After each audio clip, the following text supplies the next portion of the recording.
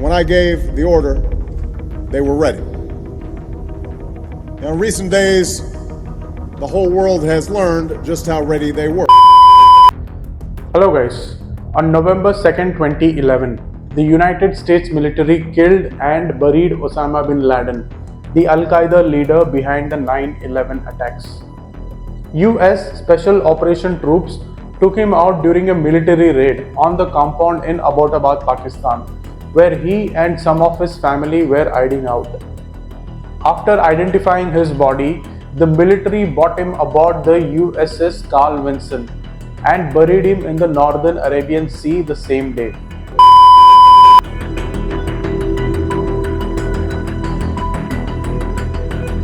The US took political, religious, and practical factors into consideration when deciding how to bury bin Laden's body. There was concerns that if he was buried on land, his grave would become a shrine for his followers. There was a need to observe Islamic funeral practices, including the custom of burying a body within 24 hours of a person's death. And there was a question of whether the US should take photos or provide some sort of visual proof that he was dead. When US forces killed Osama bin Laden, who was 54, the US government's explanation for why it didn't bury him in the ground were a little inconsistent. News articles quoted American officials both on and off the record who said that the US didn't want him to have a physical grave because it might become a shrine, but also because an unnamed country had declined to accept his body. Articles speculated that the country was Saudi Arabia, where bin Laden was born.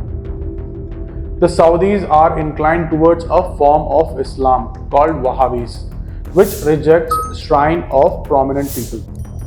The fact that Saudi Arabia wouldn't want his grave to become a shrine in their country, combined with the fact that bin Laden was extremely critical of Saudi Arabia.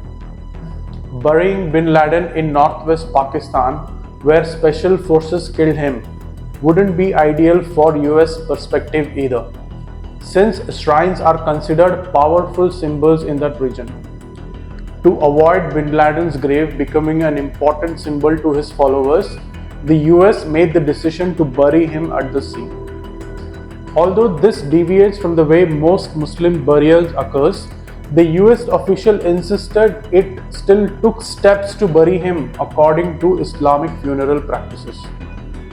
At the White House press briefing on Osama bin Laden's killing and burial, John Brennan, then the assistant to the president for Homeland Security and Counterterrorism, said US officials had consulted the appropriate specialists and experts so that the burial of the bin Laden's remains was done in strict compliance with Islamist principles and practices. This involved washing bin Laden's body, wrapping him in white cloth, saying a ritual prayer with the aid of an Arabic translator, and burying him within 24 hours of his death. Muslim leaders and scholars had varying opinions on the appropriateness of burying him at the sea. Some argued that sea burial should only happen when the person dies at sea. Otherwise, the body should be buried in the ground with the head pointed towards Mecca, the birthplace of Prophet Muhammad. Others argued that Islam is a practical religion that makes allowance for special circumstances, and that the sea burial was permissible given bin Laden's bad reputation and the concerns about his grave becoming a shrine. Although the funeral service for bin Laden took place aboard a large Navy aircraft carrier with thousands of crew members, only a small group of people were present. Fewer than a dozen of leaders on the Carl Vinson knew that the burial was even happening. According to military emails the Department of Defense released in 2012 in response to a Freedom of Information lawsuit. When the US announced bin Laden's death, there was a question of whether it should release photos of bin Laden's body, which official claims to have, in order to counter conspiracy theories that bin Laden was still alive. In an interview with 60 Minutes on CBS, President Barack Obama explained why he wasn't releasing them.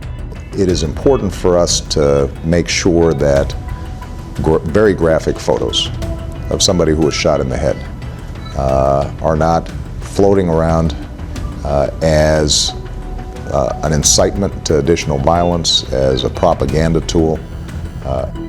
The decision not to release images, as well as the attempt to give bin Laden an Islamic burial, was in stark contrast to the United States handling of the deaths of Saddam Hussein's two sons in 2003. After US forces killed Uday and Usai, they released graphic photos of the men's body.